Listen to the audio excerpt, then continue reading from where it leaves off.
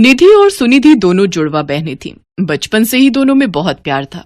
एक दूसरे के साथ रहना, खेलना, हंसना, बातें करना, पढ़ाई भी एक साथ करना, एक से कपड़े पहनना, एक साथ तैयार होना। उन दोनों की जोड़ी को देखकर मोहल्ले और रिश्तेदारी के लोग बहुत तारीफ करते थे।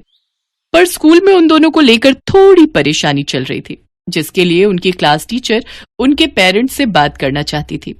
निधि, सुनिधि, कल पेरेंट्स टीचर मीटिंग है तो अपने मम्मी पापा को बोल देना। ओके मैम, हम बोल देंगे। निधि और सुनिधि दोनों स्कूल के गेट से बाहर आ जाते हैं, पर सुनिधि निधि से कहती है, निधि, तुम मम्मी पापा को पेरेंट्स मीटिंग के बारे में बिल्कुल भी मत बताना। मुझे पता है मैम मम्मी पापा से हमारी क्लास अलग करने की बात कहेंगी। हाँ, तुम ठीक कह रही हो, ये तो मैंने सोचा ही नहीं।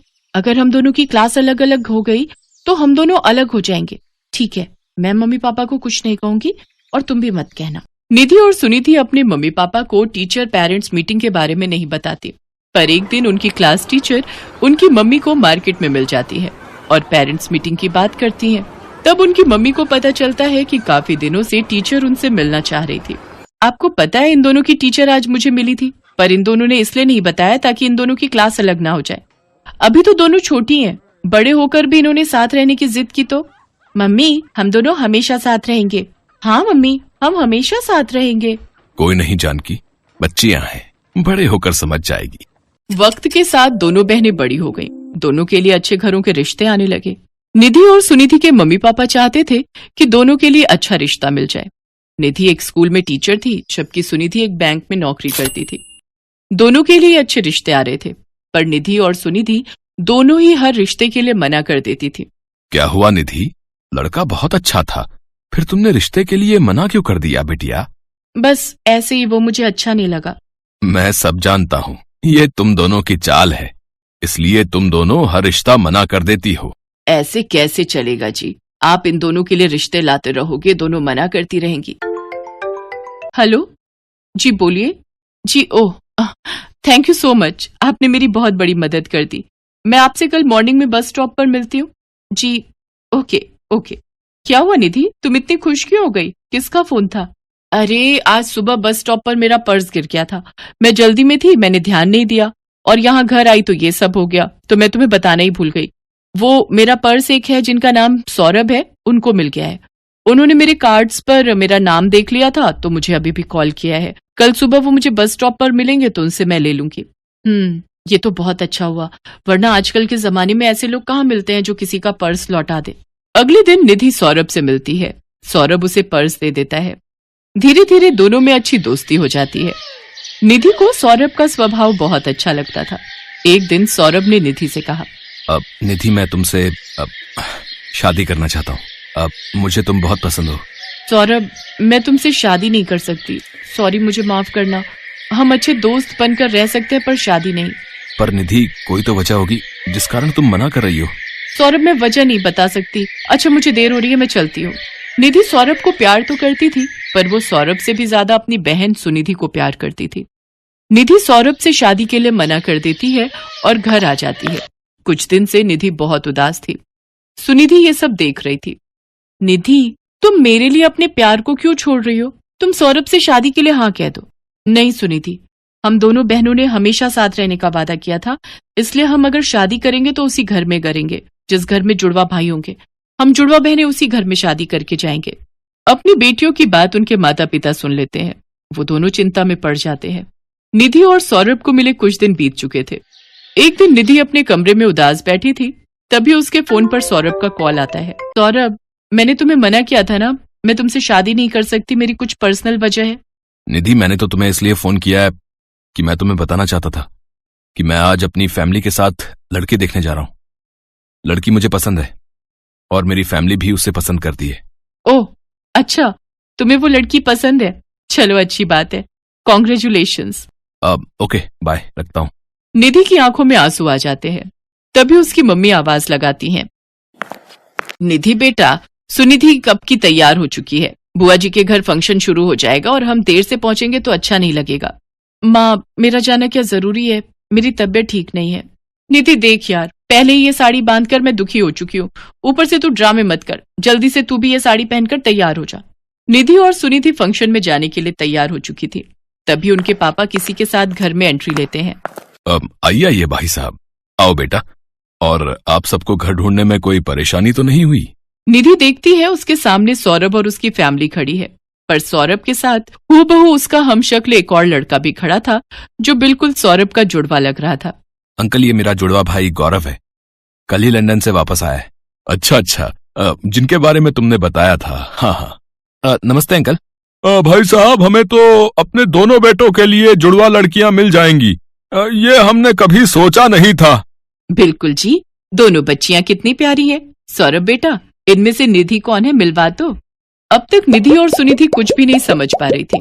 बुआ जी के घर फंक्शन में जाना तो एक बहाना था, और सौरभ ने जो फोन किया था कि वो लड़की देखने जा रहा है, सच तो ये था कि वो लड़की निधि ही थी।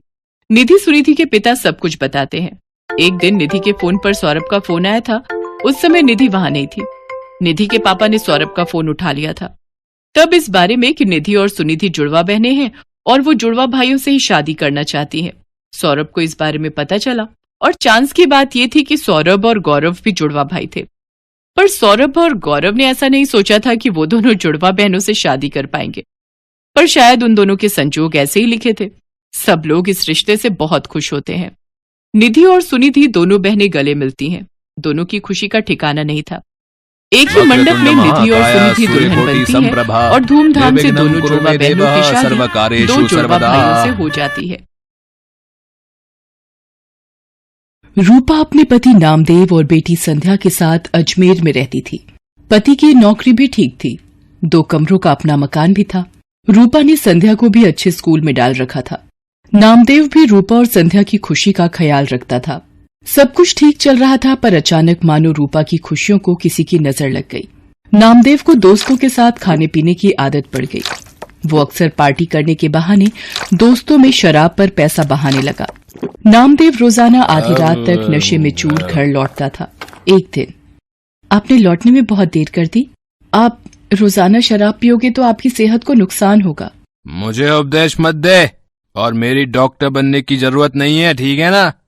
मैं अपने दोस्तों के साथ जाता हूँ, तो तुझे क्यों तकलीफ हो रही है? मैं रोज पीऊंगा। तुझे यहाँ नहीं रहना तो चले यहाँ से, चल। नामदेव की ये गंदी आदत बढ़ती ही जा रही थी। हर समय नशे में रहने की वजह से वो दिन में सोता रहता था, इसलिए उसे नौकरी से भी निकाल दिया गया। धीरे धीरे नामदेव ने अपना सब कुछ बेच दिया, यहाँ तक कि घर भी। अब वो रूपा और संध्या को लेकर एक किराए के घर में रहने लगा। रूपा परेशान रहने लगी। एक दिन, अरे ये संध्या के स्कूल से फीस का नोटिस। अब मैं क्या करूं? कहाँ से फीस के पैसे लाऊं? माँ, भूख लगी है, कुछ खाने के लिए है तो दे दो। रुक, मैं सब्जी वाले की दुकान से आलू लाकर तुझे रोटी बनाकर देती हूँ। हाँ माँ, तुम्हारे हाथ का आलू का पराठा तो बहुत स्वादिष्ट होता है। संध्या आलू लेने बाजार चली जाती है। रास्ते में वो सोचती जा रही थी कि ऐसा क्या करे कि संध्या की फीस भर सके। तभी उसकी सहेली का फोन आ जाता है। वो दूसरे शहर में रहती है। सहेली के बार बार पूछने पर रूपा उसे अपनी सारी परेशानी बताती है। अलका, बस यही सोच रही हूँ कि अभी संध्या की फीस भरनी है, घर का खर्चा, सब कैसे होगा। अरे तू घबरा मत, सब ठीक हो जाएगा। अभी इस वक्त तू कहाँ है? संध्या को मेरे हाथ के आलू के पराठे बहुत पसंद है, आलू लेने जा रही थी। आलू के पराठों से याद आया, तू तो राजमा चावल कितने टेस्टी बनाती थी, याद है? सब उंगलियां चाटते रह जाते थे। तू राजमा चावल बनाकर क्यों नहीं बेचती? इससे तेरी कमाई भी हो जाएगी, जिससे तू थोड़ा बहुत परिवार का खर्च उठा पाएगी। सहेली की बात रूपा के दिल में घर कर गई। उसे एक उम्मीद दिखाई दी, पर शुरुआत कैसे करे उसे अब यही सोचना था। अगले दिन उसने राजमा और चावल बनाए और पतीले में लेकर घर के पास सड़क के किनारे बैठ गई। पूरा दिन धूप में वो बैठी रही, पर किसी ने भी उसके राजमा चावल नहीं खरीदे। शाम को वो घर आ गई। उसके राजमा चावल बिल्कुल भी नहीं बिके। वो घर आकर रोने लगी। मैं क्या करूं भगवान, मैंने कोशिश की पर कामयाब नहीं हुई, मुझे हिम्मत दो भगवान। माँ, जब मैं कभी परीक्षा में अच्छा नहीं करती तो तुम ही तो मुझे कहती हो दोबारा मेहनत करूं। आप भी कल दोबारा कोशिश करना माँ। मेरी बेटी कितनी समझदार हो गई है, तू ठीक कह रही है। मैं एक बार और कल कोशिश करूंगी। रूपा अगले दिन दोबारा राजमा चावल बनाती है। पूरा दिन एक भी ग्राहक नहीं आता। रूपा निराश हो जाती है। आज भी कोई ग्राहक नहीं आया, लगता है मुझे ये काम बंद करना पड़ेगा। आपके पास कुछ खाने को मिलेगा? यहाँ आसपास की खाने की दुकानें बंद हो गई हैं। आपको यहाँ देखा तो मुझे लगा कि यहाँ कुछ खाने को मिल जाए शायद। जी जी, राजमा चावल की प्लेट है मेरे पास। भूख में तो सब कुछ अमृत है। एक प्लेट कितने की है? जी 20 रुपए। क्या बात है, राजमा चावल तो बड़े ही स्वादिष्ट बने हुए हैं। आपको पहले तो कभी नहीं देखा यहाँ, क्योंकि मैं पहले कई बार आया हूं इधर। जी अभी अभी शुरू किया है। ये लो आपके 20 रुपए। पूरा दिन बीत जाने के बाद एक प्लेट ही बिकी थी रूपा की, पर इस एक प्लेट के पैसों ने उसे हिम्मत दी थी। रूपा अगले दिन राजमा चावल लेकर ही बैठी थी कि पिछली रात वाला ग्राहक दोबारा आया। आपने पहचाना मुझे? कल आपके राजमा चावल बहुत स्वादिष्ट लगे, तो मेरे पार्टनर दोस्त को भी खिलाने आया हूँ। आप 2 प्लेट बना दीजिए। अभी बना देती हूँ साहब। धीरे धीरे 1 से 2 व्यक्ति देखते देखते अब रूपा के पास ग्राहक आने शुरू हो गए थे। रूपा कमाए हुए पैसों से संध्या के स्कूल की फीस भरना चाहती थी, पर एक दिन ये ट्रंक में क्या छुपा रही है? दिखा जरा, दिखा मुझे। ये रुपए मैंने संध्या के स्कूल की फीस के लिए जोड़ कर रखे हैं, ये मत ले जाओ। देख मेरे दोस्त मेरा इंतजार कर रहे हैं, ये रुपए दे मुझे, दे इधर दे दे दे। नामदेव रुपए छीन कर ले जाता है। रूपा रोने लगती है। वो सोचती है, ऐसे तो ये सारे कमाए हुए पैसे शराब में उड़ा देंगे, मुझे कुछ रुपए संध्या के भविष्य के लिए भी जोड़ने होंगे। धीरे धीरे रूपा का काम चल जाता है। वो एक ठेला किराए पर ले लेती है और अब वो ठेले पर राजमा चावल बनाकर बेचने लगी। समय बीतता गया। रूपा की जिंदगी 15 साल आगे चली गई। संध्या भी पैसों की कमी के कारण 10वीं तक ही पढ़ाई कर पाई। वो भी अब माँ के काम में हाथ बटाती थी। रूपा मेहनत करते करते थक गई थी, पर उसकी एक जिम्मेदारी अभी बाकी थी। वो थी संध्या की शादी। एक दिन रूपा की वही सहेली जिसने फोन पर बात की थी, रूपा से मिलने आती है। आज तुझे इतने सालों बाद देखकर मेरे आंसू नहीं रुक रहे। मेरी प्यारी सहेली रूपा, ये तूने अपना क्या हाल बना लिया है? गरीबी के थपेड़े तेरे चेहरे पर आई झुर्रियों में बयान हो रहे हैं। अरे तू बैठ अलका, संध्या से मिल। ये मेरी बेटी संध्या है। संध्या, ये मेरी मेरठ वाली सहेली अलका। अलका मौसी, माँ आपको बहुत याद करती हैं। रूपा, मैं इसलिए तेरे पास आई थी कि एक अच्छे घर का रिश्ता है, संध्या भी वहाँ खुश रहेगी। अलका, अगर मेरी ये जिम्मेदारी पूरी हो जाए तो मेरे लिए बहुत खुशी की बात है। ठीक है, फिर मैं बात कर लेती हूँ लड़के वालों से। रूपा को तसल्ली हो जाती है कि संध्या की शादी हो जाएगी। एक गरीब बेटी की शादी करना गरीब की सबसे बड़ी चिंता होती है। रूपा की सहेली अलका रिश्ता पक्का कर देती है। रूपा को ये था कि संध्या की शादी के लिए पैसे जोड़ने हैं, इसलिए वो सुबह जल्दी जल्दी उठकर ज्यादा खाना बनाने लगी। सुबह से लेकर रात तक ठेले पर खड़े रहना। एक दिन रूपा को चक्कर आता है और वो गिर पड़ती है। संध्या चिल्लाती है, माँ आंखें खोलो माँ, मैं अभी डॉक्टर को बुला कर लाती हूँ। I am sorry, she is no more. Body से ज्यादा काम लिया है इन्होंने। कमजोर शरीर ये झेल नहीं पाया, इसलिए बीपी बढ़ गया और हार्ट अटैक आ गया। संध्या की तो मानो जिंदगी ही रुक गई। उसकी माँ चली गई। वो बिलक बिलक कर रोने लगी। तभी नामदेव आ जाता है। वो भी मरी हुई रूपा के आगे रोने लगता है। संध्या उसे कहती है, बापू, मेरी माँ के शरीर को हाथ मत लगाओ। आज आपकी वजह से मेरी माँ इस दुनिया से चली गई। मुझे माफ कर दे मेरी बच्ची, मैंने ये क्या कर दिया प्रभु। रूपा, मुझे माफी मांगने का मौका भी नहीं दिया तूने। मेरे पापों के कारण तू चली गई। संध्या माँ की याद में दिन भर उदास बैठी रहती थी। नामदेव भी अब संध्या की चिंता में परेशान रहता था। वो कोई काम ढूंढने भी क्या जाता, सब उसकी पुरानी बुरी आदतों को जानते थे, इसलिए काम नहीं देते थे। एक दिन अलका रूपा से मिलने आती है और उसके मरने की खबर सुनकर वो भी बहुत दुखी होती है। वो नामदेव को संध्या के रिश्ते की बात बताती है। देखिए नामदेव जी, अब मेरी सहेली रूपा तो नहीं रही, पर संध्या की शादी की जिम्मेदारी अब आपको निभानी है। लड़के वाले जल्दी ही शादी करना चाहते हैं, आप सोचकर जवाब दे देना। अलका के जाने के बाद नामदेव सोच में पड़ जाता है कि उसके पास तो एक पाई तक नहीं जो वो संध्या की शादी कर सके। वो रूपा को याद करके रोने लगता है। तभी एक आदमी आता है। जी नमस्ते, मेरा नाम मोहन है। रूपा जी के बारे में पता चला, सुनकर बहुत दुख हुआ। आपको कुछ काम था रूपा से?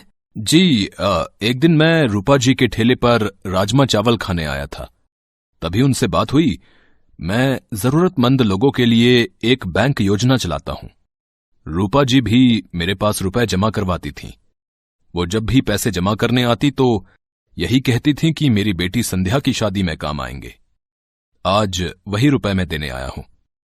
पिछले दिनों उन्होंने मुझे फोन किया था कि बेटी की शादी के लिए जरूरत है तो मैं उन्हें दे दूं। ये लीजिए, ब्याज मिलाकर 3.5 लाख रुपए उनके बैंक में जुड़े हुए हैं। आज उन्हें देने आया था। रूपा, तुम अपनी जिम्मेदारी निभाना नहीं भूली। जाते जाते भी अपनी बेटी की शादी की जिम्मेदारी निभा गई। संध्या बेटी, देखो, तुम्हारी माँ की तरफ से शादी का तोहफा ये अंकल जी लाए हैं। संध्या भी ये सब देखकर रोने लगती है। उन रुपयों को नामदेव संध्या की शादी में लगा देता है और संध्या को ढेर सारा आशीर्वाद देकर विदा कर देता है।